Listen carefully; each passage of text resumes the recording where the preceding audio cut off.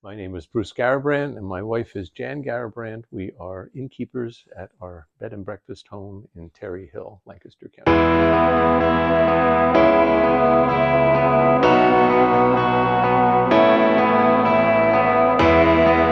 We have been using Joyland for years, so we don't remember who recommended Joyland, but we thank whoever that person was because we've never been disappointed.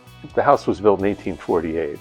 And it's a federal style home, but in the 1880s, Victorian porches were added to the front, the side, the rear of the building, and they had metal roofs. Well, over time, one by one, those metal roofs needed replacing, and that's when Joyland entered the picture.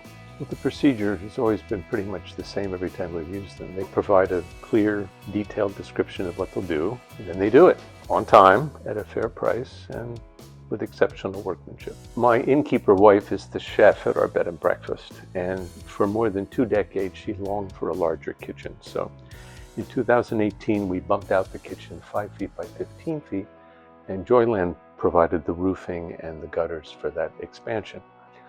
Well, last summer we had an unusual series of heavy rains and wind, and there was a pinhole leak in the roof caulking that caused water damage to part of our kitchen ceiling. So we called Joyland. Right away, Joyland came out, identified the pinhole, re-caulked the entire roof line, but they also took care of the kitchen ceiling damage at no cost to us. Now that's called putting the golden rule into practice. Yes, Joyland stands by its work and its promises, and so we don't hesitate to recommend it to other people. We like working with a local family-owned business, one that reflects our Christian values, and those values are reflected in the way Joyland treats its customers. It's an honest company, reliable company. It has always met or exceeded our expectations.